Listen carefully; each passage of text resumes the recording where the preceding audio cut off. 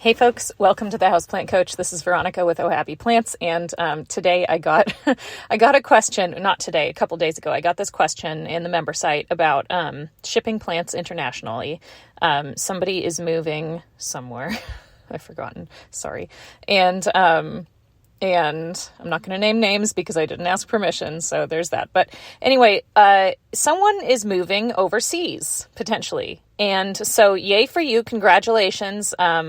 This is exciting. And the question is, I have about 40 houseplants. How do I get them there, basically? How do I ship them internationally?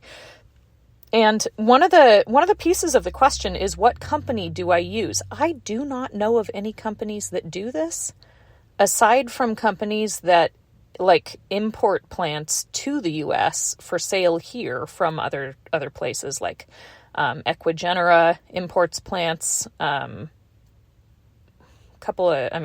about a zillion companies out in Indonesia, Thailand, all over the place. Places import plants all the time. So I am more familiar with the import requirements for US than I am with any other country's import requirements. So the first place to start is to reach out to the company. The country. Reach out to the country where you're going and find out if there are any import requirements in terms of plants.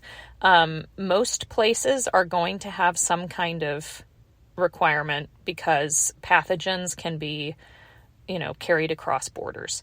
And so they may have some kind of requirement for treatment of the plants before you import them. They may have some kind of you'll see on Etsy all the time, places will sell you a phytosanitary certificate or they'll include one.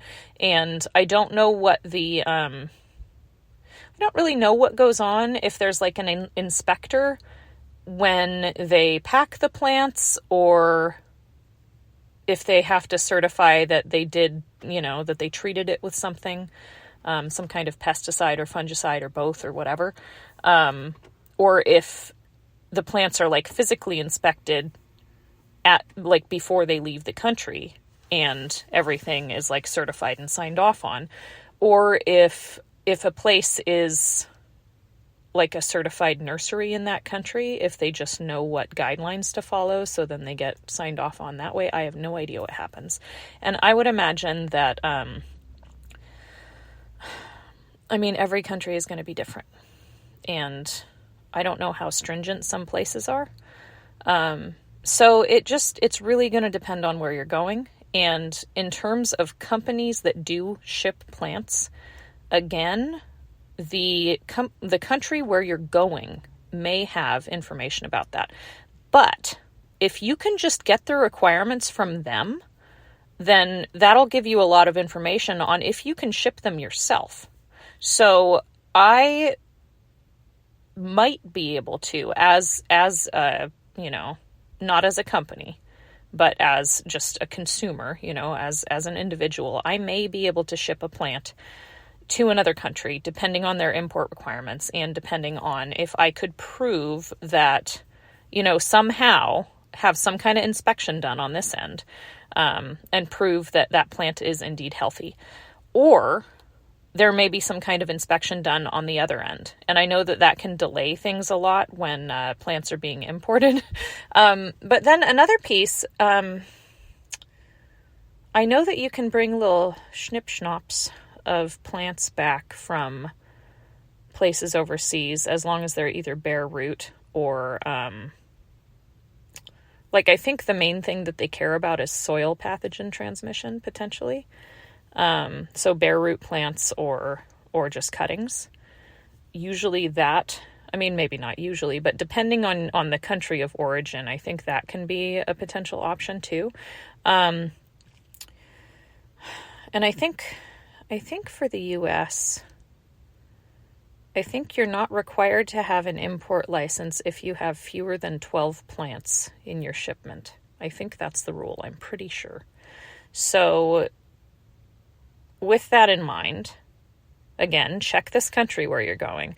You may be able to in a carry-on, bring bare root plants. Now, I don't know, I don't know what we're talking about in terms of your plants. You say you have 40 of them. So if they allow the same requirements as the US, if you can do bare root, and if you can each take 11, if their requirement is 12 or less, or 11 or less, or whatever, if you and your partner can each take whatever the requirement is, then that could potentially be a way to get around it.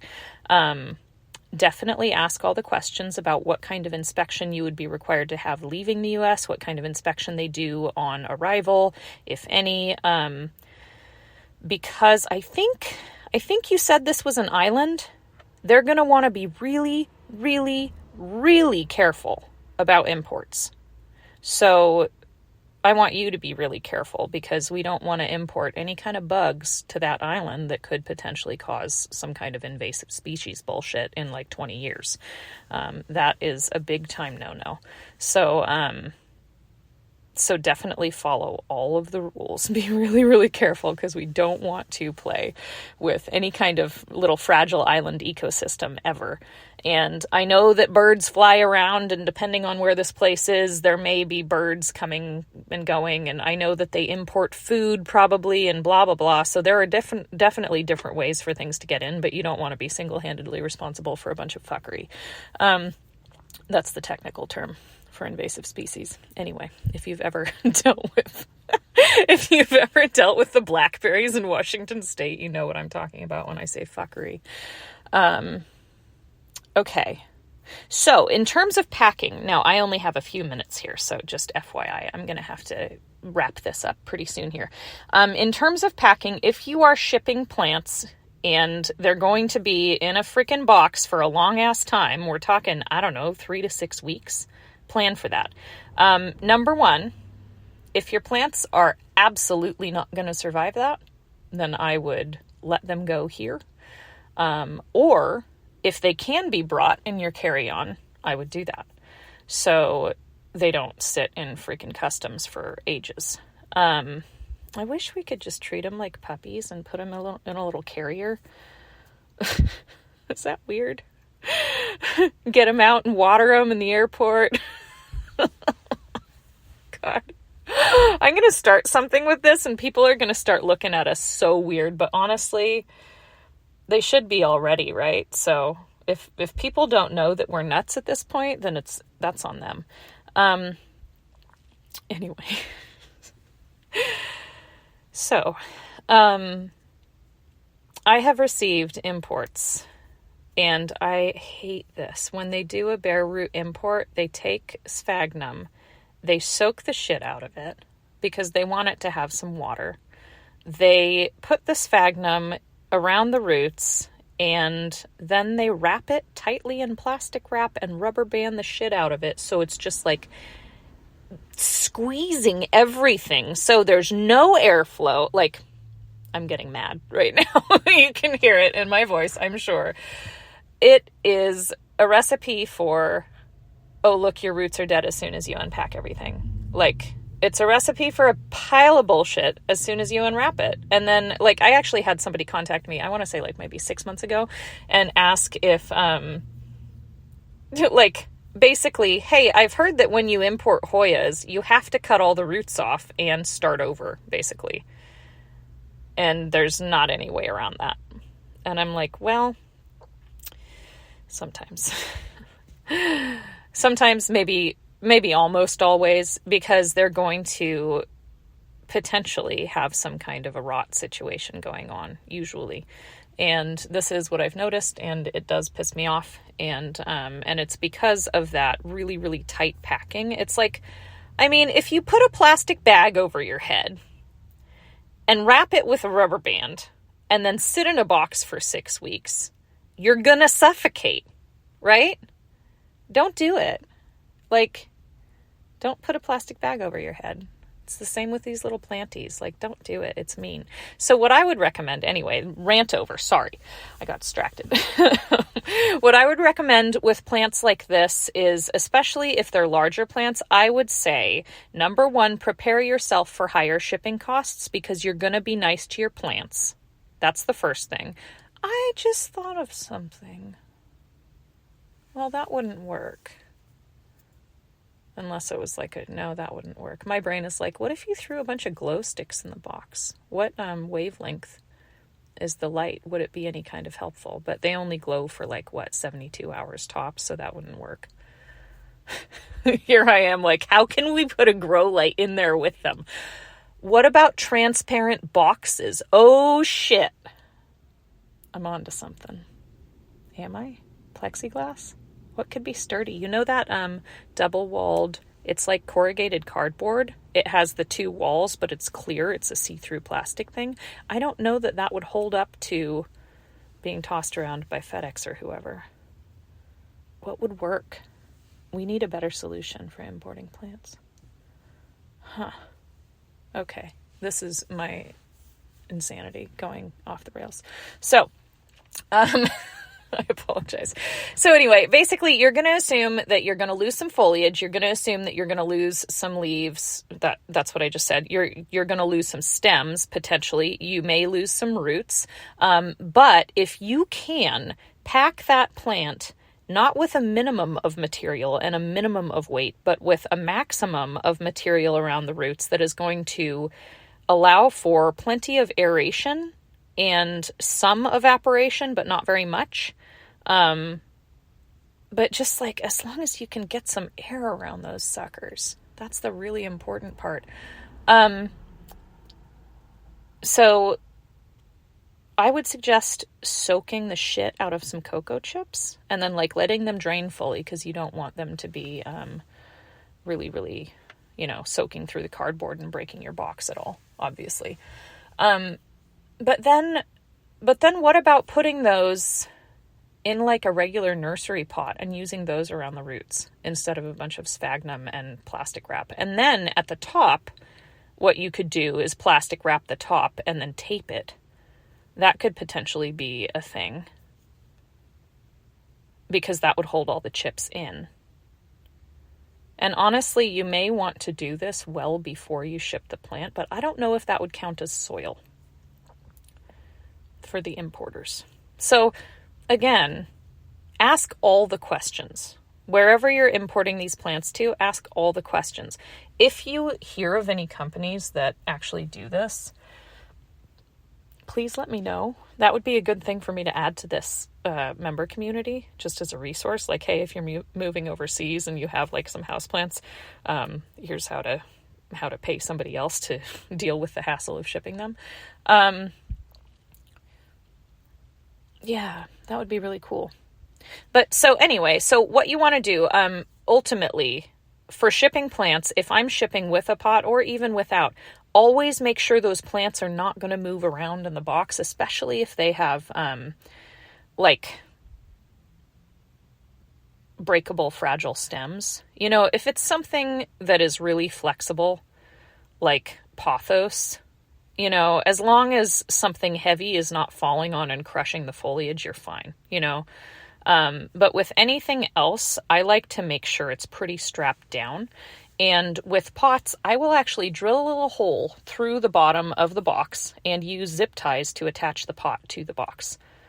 And I've seen people use tape. If you're shipping internationally or even all the way across the country, I would use a zip tie.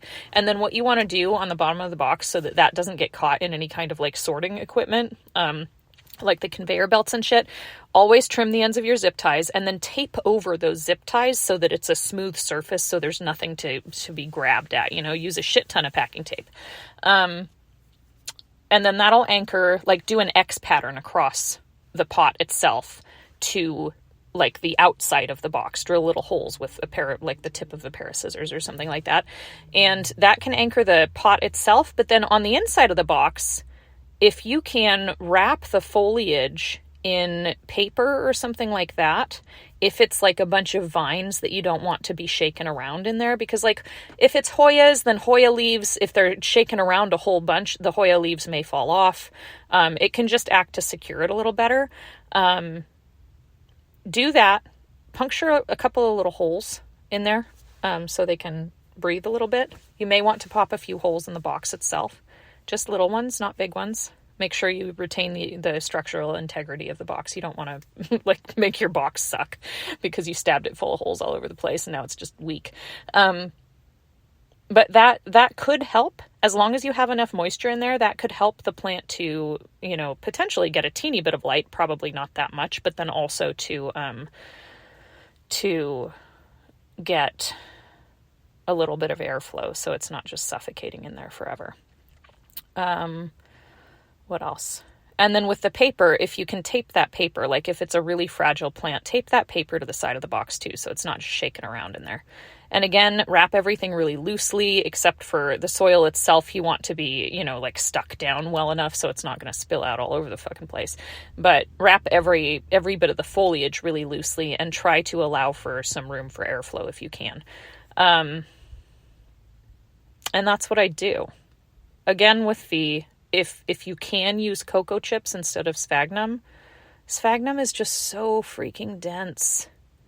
Cocoa chips are going to hold a whole lot of moisture, or even vermiculite. If you need something that's really truly like not going to harbor pests at all, I mean, cocoa chips shouldn't, but vermiculite could be a really good option too. Also known as sponge rock. It holds a lot of water. It can, but it also has plenty of little pockets for air. I would recommend vermiculite over perlite because it'll do a better job at that. And also, I just don't recommend perlite for all the reasons that y'all have heard about a bunch of times on this podcast, so I won't even go into it. But vermiculite is smaller particles, obviously, so it could, like, if it gets dry and if it gets, shaken around a whole bunch, it could escape easier than cocoa chips in terms of how you fill that pot up with the material. Again, God, there's somebody driving this it looks like a miniature version of an Isuzu Trooper. It's so tiny. It's like a toy. That's so weird. Anyway, sorry, distraction. So where was I?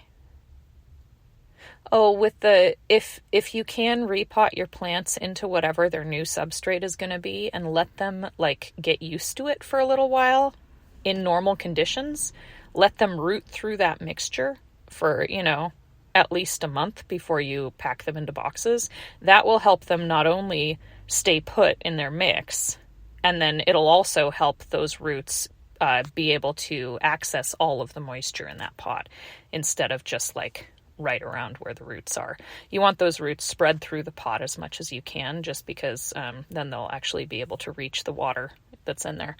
But also keep in mind, if whatever material you use is evaporating, that little microclimate inside of there will likely be at close to 100% humidity.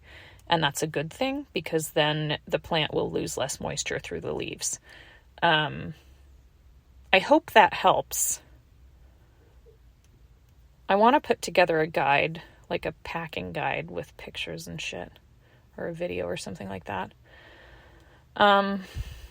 Because I don't know if I'm doing a good job of describing these verbally so you can see it in your mind. I'm a really, really spatial person, so I have a picture in my head that I'm going through as I talk about it. But I know that not everybody has this same brain attached in terms of how well you can see things that are verbalized. Okay. I think that's all I can do, though. That's about as far as I can take that whole thing. I hope this helps. Let me know if it doesn't, if you have any other questions. Again, the member site is the best place to reach out to me in terms of plant questions. Let me see. I'm trying to think if there's any other tips. Really lean on the ag department in the country you're going. They should know everything. And then, the other piece. If you have 40 plants and you really like all of them, but only one of them was given to you by your grandma and it has been in the family for 60 years, maybe focus on getting that one there with you. And then maybe the other ones, like, do you have friends who would keep them for you? Are you moving forever, or are you going to come back in some years? These are all the questions that I would ask myself. How attached are you to all of your plants? I know that that can be a really hard question, and it can feel like a little death every time we give one away if we're moving. Lord knows I'm still releasing plants. I had a much bigger house, and now the size of my house is like, it's not quite a third of what I used to have, but it's about a third. And so I've definitely had to make some choices, and I'm still making choices because I didn't make enough of those hard choices early on, because I mean, when your person dies, you're already letting go of enough. So I was like, fuck it, I'm keeping all the plants. And then I'm like, I can't move in here. It's a goddamn jungle. And so I'm still working on it. But anyway, there might be some houseplants living underneath the tree in my backyard still. So like, no judgment here about holding on to more plants than you need to. But I would definitely encourage that. And then also, like, if you have friends where you can say, hey, can I give you this plant and will you keep it alive? And can I have some cuttings of it when I come back? Can that be the deal? You know, like, they're getting a brand new plant, so that should be okay. And then also the other piece is a friendship is always more important than a couple of cuttings or whatever the value of the houseplant is. So unless it's not, at which point is that really a friend? But I don't know. I always, like, my rule for lending people things is I don't lend it if I want it back so much that I would have a problem with the person if I didn't get it back, typically. Or if I do lend it and don't get it back, and that person is like not that special to me, then yeah, I shouldn't have lent it in the first place, but then that's on me entirely. Just kind of like people over items, you know, that sort of philosophy. But anyway, not that I need to lecture y'all on morality or anything like that. That's just what I try to do because I want everybody to have beautiful friendships, and also saying up front that, hey, if you kill this, it's okay, can be a really good way to not lose a friend who's too ashamed to say, hey, I killed that. Because that can be a hard thing too. Anyway, I'm going to go. I'm going to upload this and I will post a link on the site. I'll see you guys. Well, I won't see you guys. You won't see me very soon. Hoping to get back on here and do some more podcasts in the next week or two. Have a great day, guys.